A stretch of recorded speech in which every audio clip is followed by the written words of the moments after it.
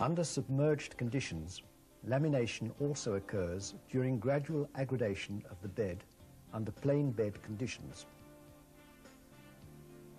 Here's the same lamination sequence in accelerated motion.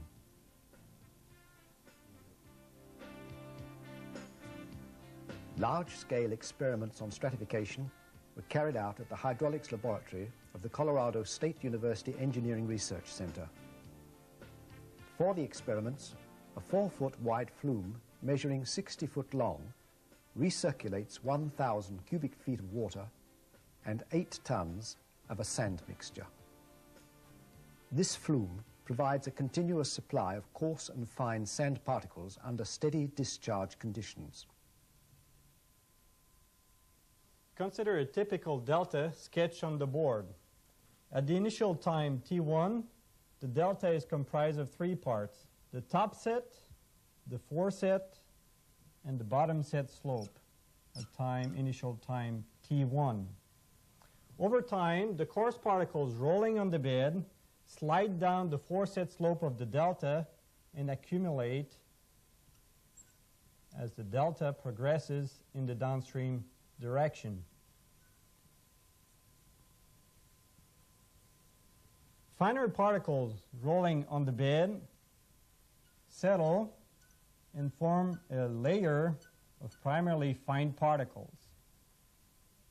The particles in suspension are carried through and deposit on the bottom set slope of the delta.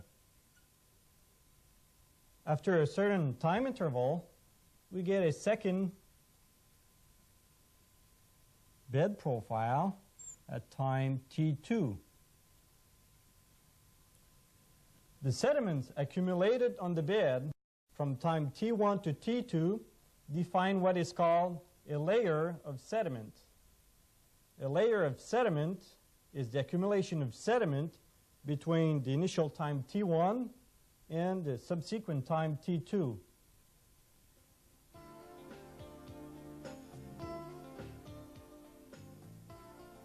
This typical delta gradually progresses in the downstream direction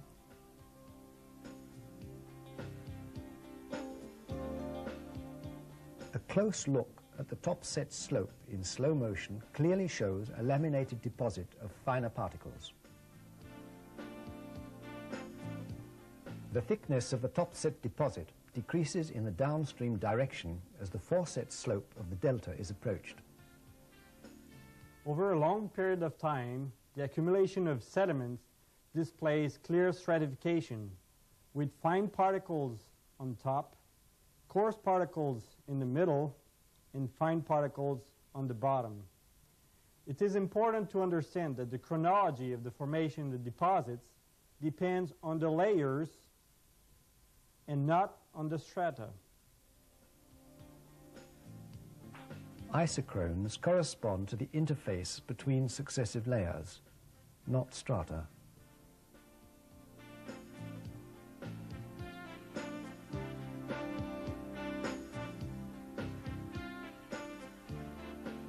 The thickness of strata is determined by the changes in sediment transport that occur in non-uniform flow.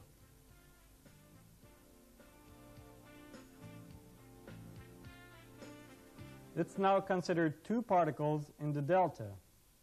Particle A in the upper strata and particle B in the lower strata. Particle A deposited at a time T1 before particle B. Particle B in the lower strata therefore deposited after particle A in the upper strata.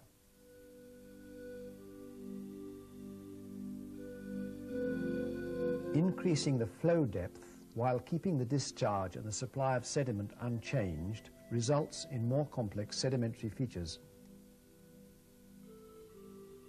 Substantial deposits accumulate with features including deltas, dunes, and ripples at various stages of development. A dried delta, viewed from the flume sidewalls, displays clear stratification characteristics in terms of superposition of deposits with similar particle size distribution. A cross-section is cut through the delta to examine the primary features of deposits of sediment mixtures carried out under steady flow and a continuous sediment supply. The cross-section displays a clear superposition of strata of fine particles in white and coarse particles in black with clear lamination. Looking at the cross-section of superposed strata, it is tempting to conclude that the strata correspond to successive sedimentary layers, that they result from discontinuous sedimentary periods, that each strata is younger than the one underneath it and older than the one above it, and that all points of the same strata have the same age. This stratification experiment invalidates these hypotheses because these strata are not identical to successive layers. Moreover, clear stratification is observed under a continuous supply of heterogeneous sand particles. Why is this important? Well, quite simply, because strata have been used to date sedimentary rocks and the fossils in them for over 100 years. And now, for the first time ever, there is experimental proof to show how strata form. And it is quite obvious that strata cannot be used to date either fossils or rocks. In fact, the fossils in the bottom strata could be younger than the fossils in the top strata.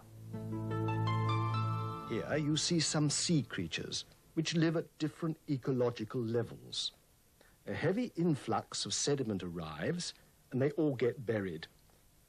Eventually, if no air gets to them, they could turn into fossils. Obviously, those buried in the top strata are the same age as those in the bottom strata, as they were buried in the same layer of sediment. Then another heavy layer of sediment arrives, and more sea creatures are trapped. But what is more important is the ones at the top of the previous layer were buried before the one in the bottom of the last layer. So the one at the top here is older than the one at the bottom.